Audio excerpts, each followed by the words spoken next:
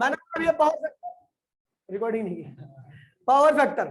तो power factor क्या होता है भैया, देखिए एलसीआर में पावर ये थी, रेजिस्टिव सर्किट में पावर क्या थी, ये थी। यहाँ पे cos फाई नहीं है, यानी cos फाई की वैल्यू क्या है, 1 है। इंडक्टिव और कैपेसिटिव सर्किट में आई भी होता है, ई भी होता है, लेकिन यहाँ पर पावर क्या आ रही है, 0, यानी इसकी वजह से आ रही है। तो यानी यहाँ पर इसकी वैल्यू 1 है, तो पावर क्या है, मैक्सिमम है। और यहाँ पर इसकी वैल्यू 0 है, तो पावर क्या होगी, 0 हो जाएगी। तो इसका मतलब यही क्या कहलाएगा, पावर फैक्टर। क्या कहलाएगा भैया, so cos phi is known as power factor. और पावर फैक्टर cos फाई को निकालना है, तो cos फाई कैसे आए, तो cos फाई आता है भैया, it is the ratio of dissipation, power dissipation in LCR.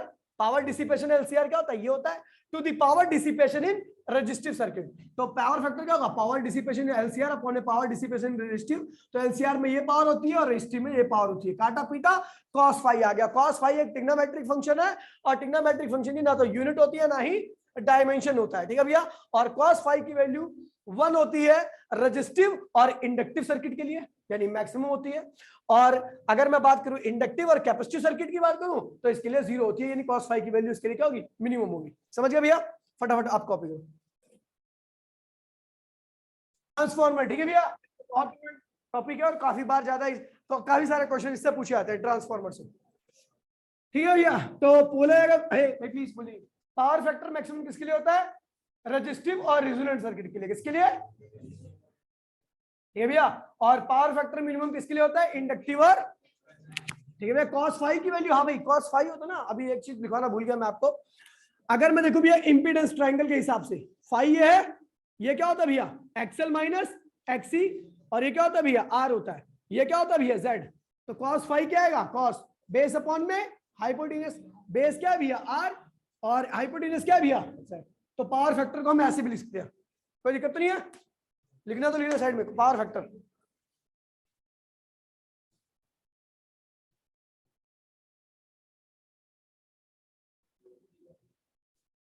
Power factor को हम इस तरीके से भी लिखते हैं, ठीक है।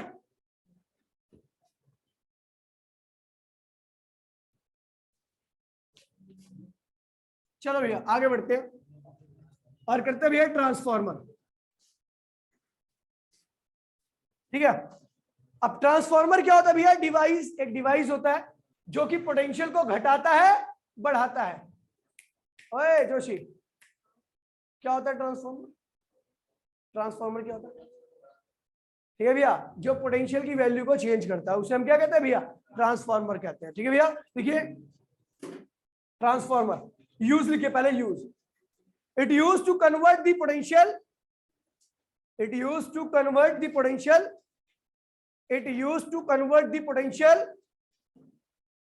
it used to convert the potential higher to lower or lower to higher, it used to convert the potential, it used to convert the potential higher to lower or lower to higher, ठीक है भैया। Principal मतलब किस सिद्धांत पे काम करता है, प्रिंसिपल किस सिद्धांत पे काम करता है, तो भैया इसका सिंपल सा प्रिंसिपल है भैया, यहाँ पर दो प्रिंसिपल इन्वॉल्व होते हैं, चाहे आप एक भी बोल दो कोई दिक्कत नहीं है। सेल्फ इंडक्शन और म्यूचुअल इंडक्शन। प्राइमरी कॉइल जो रहेगी उसका क्या होगा, सेल्फ, सेकेंडरी जो कॉइल होगी उसका क्या होगा, म्यूचुअल। तो लिखिए भैया, there is two principle involve behind the, there is two principle involve behind the working, there is two principle involve behind the working of transformer, working of transformer. First self induction, first self induction bracket में लिखा primary coil, first self induction bracket में primary coil, और second mutual induction,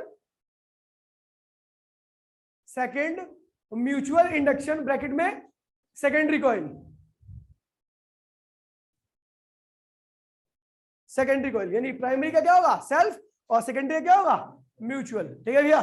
अब देखिए, देखिए भैया construction, construction, construction में आपको इसका जस्ट एक डायग्राम बनाना है, और भाई प्लीज बोलिए नहीं, कंस्ट्रक्शन में आपको इसका डायग्राम बनाना है, ठीक है भैया। जिस डायग्राम से हम करने जा रहे हैं वो बड़ा इजी डायग्राम है, खैर सबसे इजी डायग्राम इसी का आता है पूरी बुक में, अगर कोई डिवाइस है।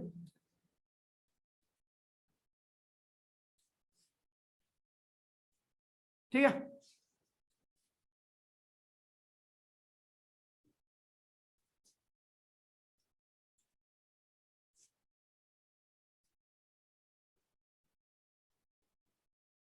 ठीक है भैया, चलो बन गया ट्रांसफॉर्मर।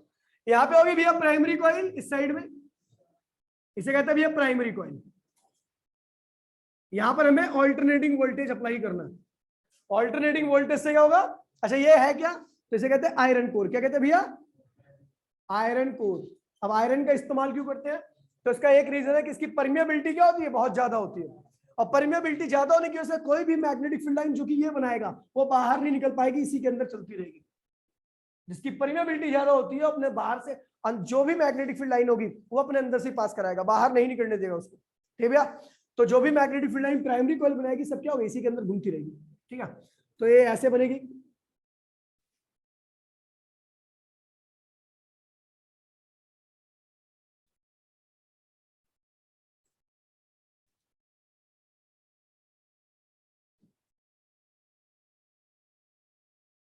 इस तरीके से बाहर ही निकलनी कोई सी मैग्नेटिक फील्ड लाइन।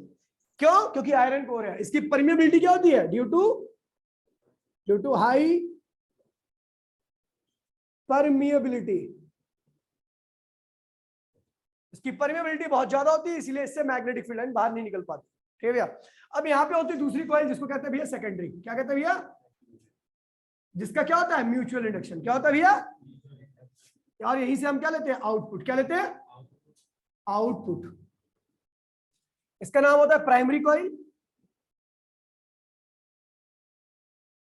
और इसका नाम होता है भैया सेकेंडरी कॉइल।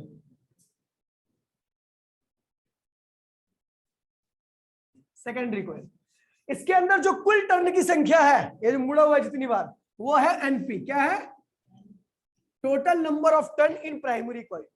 और इसके अंदर जो कुल मुड़ा हुआ है ये टर्न है वो क्या है भैया, एनएस। क्या है, फाई क्या है, flux linked with single turn off either side. Either side, दोनों साइड में जो सिंगल टर्न है उससे कितना फ्लक्स लिंक्ड है, मात्र फाइव। कितना है, 5। एक सिंगल टर्न से कितना फ्लक्स है, यहां पर 5, और यहां पर भी क्या होगा भैया, 5 होगा। तो at any instant of time, at any instant of time, instant of time, flux, total flux link through the primary coil कितना होगा बताइए भैया। एक किसी भी इंस्टेंट पर, at any instant of time, flux with the link with the single turn कितना भैया, 5 है। कुल कितनी टर्न है इसमें, एनपी है। तो आपको पता है कुल तो एनपी टर्न है, और एक टर्न से कितना फ्लक्स लिंक है भैया, 5। तो कुल फ्लक्स क्या होगा कितनी टाइम पर, एनपी इंटू में 5, यही तो होगा। ठीक है भैया, and flux link with the secondary क्या होगा, एनएस इंटू में 5। कोई दिक्कत तो नहीं भैया। अब मुझे पता है ये इंस्टेंटेनियस फ्लक्स है, क्या है भैया, और हर इंस्टेंट पर करंट चेंज होगा, मैग्नेटिक फील्ड चेंज होगी, मैग्नेटिक फील्ड चेंज होगा तो फ्लक्स चेंज होगा, और फ्लक्स चेंज होगा तो फ्लक्स को को अपोज करने के लिए कौन आता है भैया, तो induced EMF develop in primary coil. Primary coil कितना होगा भैया, ईपी। क्या होगा, ईपी, वो किसके बराबर होगा, minus D five P upon में डी टी। कोई दिक्कत तो नहीं भैया। तो देखिए माइनस डी फाइव की वैल्यू क्या है, एनपी इंटू में 5 अपॉन में डी टी। कोई दिक्कत तो नहीं है। तो ये क्या होगा, माइनस एनपी बाहर आ गया, डी फाइव अपॉन में डी टी। ये होगी पहली इक्वेशन, कोई दिक्कत तो नहीं है। ठीक है, अभी आपको पता दूसरी, ये मैग्नेटिक फील्ड लाइन यहां से बनेगी, यहां से निकल के यहां से आएंगे, है ना। तो ये भी वेरिएबल नेचर है, तो इसका भी फ्लक्स क्या होगा, चेंज होगा ड्यू टू म्यूचुअल इंडक्शन। ये किसकी वजह से हुआ, ड्यू टू, इसका क्यों हुआ है, ड्यू टू सेल्फ इंडक्शन। ठीक है, but due to mutual induction, but due to mutual induction EMF develop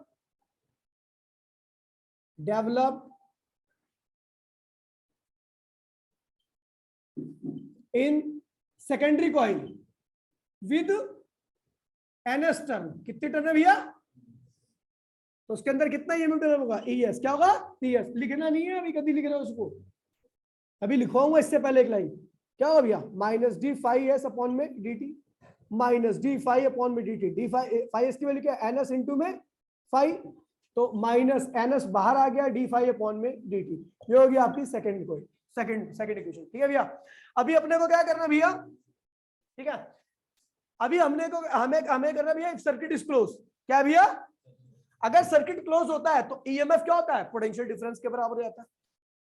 ES EP क्या होगा? वीपी के बराबर हो जाएगा, और ईएस क्या होगा? वीएस के बराबर होगा। If circuit is close then ES क्या होगा भैया? वीएस के बराबर, और ईपी क्या होगा? वीपी के बराबर। हाँ भाई, हाँ बोल जुबेर, हाँ बोल। किसका? लिख 98।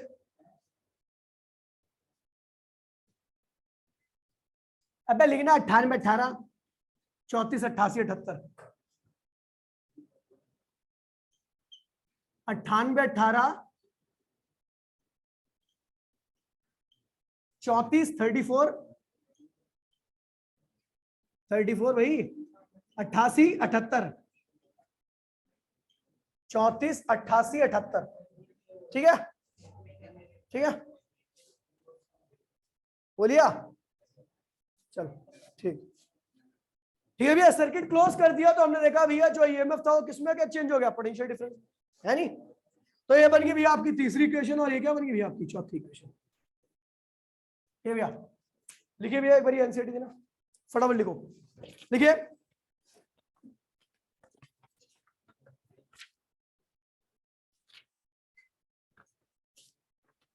कहाँ है ट्रांसफार्मर? कहीं नहीं इस बुक में। लिखिए भैया, लिखिए, when an alternating voltage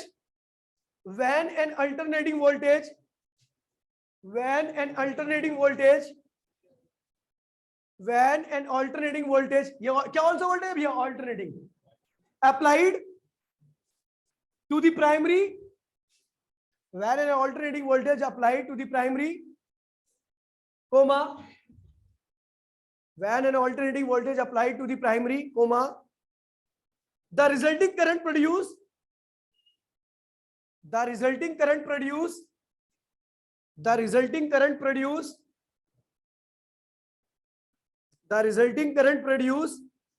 an alternating magnetic flux, कह रहा है जब हमने यहाँ पे पोटेंशियल अप्लाई किया तो उसकी वजह से क्या हो भैया? करंट, ऑल्टरनेटिंग करंट प्रोड्यूस हुआ। ऑल्टरनेटिंग करंट से क्या हो भैया? Alternating magnetic field, alternating magnetic field से ऑल्टरनेटिंग मैग्नेटिक फ्लक्स आया। इसका फ्लक्स चेंज हुआ तो इसका सेल्फ इंडक्शन हुआ, इसका फ्लक्स चेंज हुआ तो क्या हुआ? इसका म्यूचुअल इंडक्शन हुआ। समझ गए भैया? लिखिए, क्या लिखा? फ्लक्स। यहाँ पे दोबारा बोलो, when an alternating voltage is applied to the primary coil, comma, the resulting current produce an alternating magnetic field, magnetic flux, which links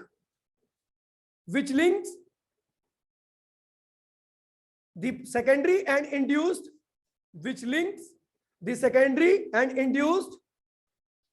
an EMF in it, which link the secondary and induce an EMF in it,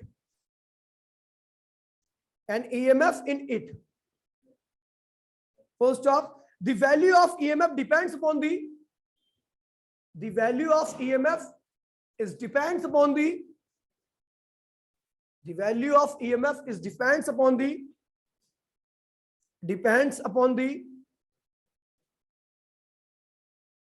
number of turn in secondary, देखिए भैया, आप देख रहे हो कि सीधा सीधा जो पोटेंशियल सेल्फ इंडक्शन आ रहा है वो भी किस पे डिपेंड कर रहा है? नंबर ऑफ टर्न पे। जो सेकेंडरी में जो पोटेंशियल आ रहा है वो भी किस पे डिपेंड कर रहा है भैया? नंबर ऑफ टर्न पे। अगर आपको ज्यादा पोटेंशियल चाहिए तो आप क्या बढ़ा दो? टर्न बढ़ा दो। सेकेंडरी में सेकेंडरी से ज्यादा आउटपुट चाहिए तो आप क्या करो, सेकेंडरी में ज्यादा टर्न रखो, इसे कहते हैं स्टेप अप। क्या कहते हैं भैया? और अगर आपको कम पोटेंशियल चाहिए तो यहां पर क्या करो, सेकेंडरी में कम टर्न कर दो, तो क्या आएगा, इसे स्टेप डाउन कहते हैं। अभी आपको प्रॉपर समझ में आ जाएगा, अभी तो मैं ऐसे ही बता दे रहा हूं। क्या बोला? Depends upon the number of turn in secondary, full stop. We consider an ideal transformer, we consider an ideal transformer, we consider an ideal transformer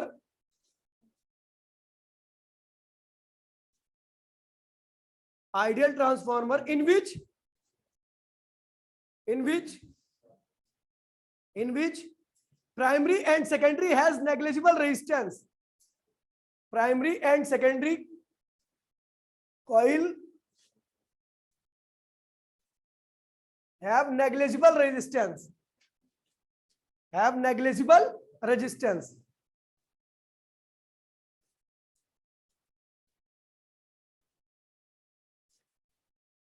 let phi be the flux in each turn,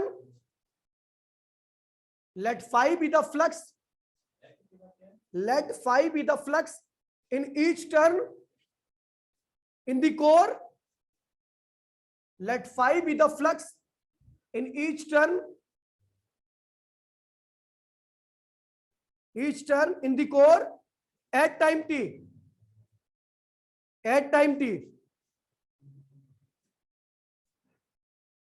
अब लिखो भैया, पूरा copy करो, जल्दी करो भैया, जल्दी फटाफट जल्दी। तो ये क्या होगा, इन दोनों इक्वेशन को मैंने डिवाइड कर दिया,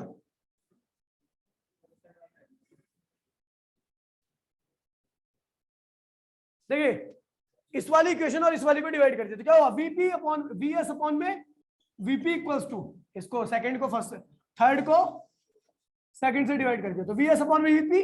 और जब ये डिवाइड, ध्यान नहीं भैया, ये इससे डिवाइड होगा, ये वाला इससे डिवाइड होगा, तो ये और ये क्या होगा, कैंसिल, माइनस से माइनस कैंसिल, क्या आएगा भैया, एनएस बाय में एनपी। देखिए बहुत प्यारी टर्म आ गई। अब वीपी वीएस क्या होगा, एनएस एनपी इनटू में वीपी।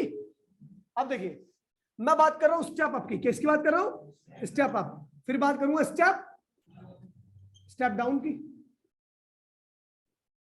स्टेप अप में क्या होता है भैया, स्टेप अप में आपका देखिए भैया, ध्यान दीजिए भैया, स्टेप अप में आपका वीएस क्या होता है भैया, ज्यादा होता है, और वीपी क्या होता है भैया, तो सेकेंडरी में ज्यादा पोटेंशियल मिलता है और प्राइमरी में क्या मिलता है, कम। और स्टेप डाउन में सेकेंडरी, प्राइमरी में ज्यादा और सेकेंडरी में क्या होता है भैया, ये होता है, समझिए भैया। अच्छा एक बात होता है भैया, अगर मुझे सेकेंडरी में कम करना है, सेकेंडरी में, अच्छा वी है, ये क्या करूंगा भैया, वीएस अपॉन में वीपी इज ग्रेटर देन 1। और आपको पता भैया वीएस अगर सेकेंडरी में ज्यादा स्टेप अप चाहिए, सेकेंडरी में ज्यादा पोटेंशियल चाहिए, प्राइमरी में कम चाहिए, तो ये रेशियो क्या होगा, 1 से बढ़ाएगा। अब इसको इसके नीचे लाओ ना। अच्छा वीएस अपॉन में वीपी क्या होता है, एनएस अपॉन में एनपी क्या होता है, ये भी ग्रेटर देन 1 होगा, तो क्या होगा, एनएस इज ग्रेटर देन। अगर आपको सेकेंडरी में ज्यादा पोटेंशियल चाहिए तो सेकेंडरी में टर्न भी क्या करनी पड़ेगी, ज्यादा करनी पड़ेगी स्टेप अप में, ठीक है भैया। और अब देखिए मुझे क्या करना है, कम करना है, तो एनएस सॉरी वीएस अपॉन में वीपी क्या होनी चाहिए भैया, लेस देन 1, यानी एनएस अपॉन में एनपी भी क्या होगा, लेस देन 1, यानी एनएस यानी सेकेंडरी में कम टर्न, प्राइमरी में, तो स्टेप डाउन में क्या होगा, प्राइमरी में ज्यादा टर्न होती है, सेकेंडरी में कम होती है, स्टेप अप में प्राइमरी में कम होती है, सेकेंडरी में क्या होती है भैया, ज्यादा। इसे कहते हैं ट्रांसफॉर्मेशन रेशियो, ट्रांसफॉर्मेशन रेशियो कहते हैं इसको, क्या कहते हैं भैया, ट्रांसफॉर्मेशन रेशियो। यही डिसाइड करता है कि आपका स्टेप अप बनेगा या स्टेप डाउन बनेगा, कोई दिक्कत नहीं है, ये साइड होगी, ठीक है। अब आते हैं भैया, देखिए कोई दिक्कत तो नहीं, इसमें पता लग गया। मैंने कहा इफ ट्रांसफॉर्मर इज 100% एफिशिएंट, मैंने कहा अगर आपका ट्रांसफॉर्मर क्या है भैया, 100% एफिशिएंट है, तो 100% एफिशिएंट का मतलब होता है कि जितनी आपने प्राइमरी में पावर दी है उतनी क्या निकले भैया सेकेंडरी में। There is no loss of power, मतलब नो लॉस ऑफ पावर, यहाँ पर पावर का कोई लॉस नहीं होना चाहिए, यानी प्राइमरी की पावर सेकेंडरी की पावर दोनों क्या होनी चाहिए भैया, सेम होनी चाहिए। प्राइमरी की पावर क्या होगी, current in primary, potential in primary, power क्या होता है VI होता है ना। और सेकेंडरी की पावर क्या होगी, करंट इन सेकेंडरी और पोटेंशियल इन सेकेंडरी। तब देखिए भैया VS अपॉन में VP, VS अपॉन में VP equals to IP upon में IS। ये क्या होगी भैया, ये कौन सी क्वेश्चन थी, फोर्थ थी, ये क्या है भैया fifth. From third, fourth and fifth.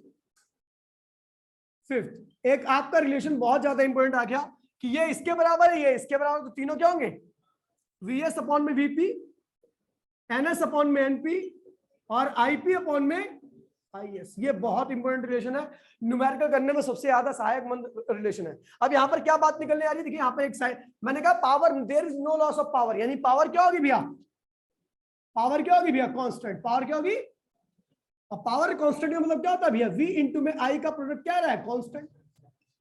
और ये क्या होगा भैया, I इक्वल्स में क्या, कांस्टेंट अपॉन में, कांस्टेंट अपॉन में V हो जाएगा, और I is inversely equal to क्या है भैया, V। अब यहां पर क्या पता लग रहा है मुझे, मैं स्टेप अप में पोटेंशियल, देखिए भैया आप पोटेंशियल बढ़ा देते हो तो आप सोच रहे हो आपकी इलेक्ट्रिसिटी या पावर बढ़ गई है, पावर नहीं बढ़ी है, पावर उतनी है। आप पोटेंशियल घटा देते हो तो आप सोचते पावर कम होगी, ऐसा कुछ नहीं होता। हम पावर को क्या लेके चल रहे हैं, कांस्टेंट। क्या लेके चल रहे हैं भैया, क्योंकि ट्रांसफार्मर हमारा क्या 100% एफिशिएंट है। तो अगर मैं सेकेंडरी की बात करता हूं, सॉरी स्टेप अप की बात करता हूं, स्टेप अप ट्रांसफार्मर की, तो उसमें सेकेंडरी में आप पोटेंशियल क्या करते हो, बढ़ा देते हो। पोटेंशियल आपका क्या होता है, बढ़ जाता है, और पोटेंशियल बढ़ता है इसका मतलब करंट क्या हो गया, कम हो जाता है, क्योंकि पावर क्या है भैया, कांस्टेंट है। और जब आप स्टेप डाउन की बात करते हो तो स्टेप डाउन में आप पोटेंशियल कम कर देते हो, पोटेंशियल कम कर देते हो, तो भैया इसका मतलब क्या हो भैया, करंट क्या होता है, बढ़ जाता है। पावर अब भी क्या रहेगी, अनचेंज रहेगी, there is no loss of power. अब एक बात भैया ध्यान रखना भैया, जो हाई एक्सटेंशन वायर आती है उसमें हम ज्यादा पोटेंशियल क्यों देते हैं, क्योंकि आपको पता होना चाहिए भैया heat is directly equal to current का स्क्वायर, यानी करंट अगर हुआ तो हीट बहुत ज्यादा निकलेगी। हमने क्या किया भैया, पावर जितनी देनी थी हमने दे दी आगे से ही, ओए पावर जितनी देनी थी हमने आगे से ही दे दी, अब पावर फिक्स कर दी हमने क्या किया भैया, हाई एक्सटेंशन बार में एक स्टेप अप ट्रांसफार्मर लेके बहुत हाई पोटेंशियल कर दिया, लगभग 1 लाख वोल्ट पोटेंशियल।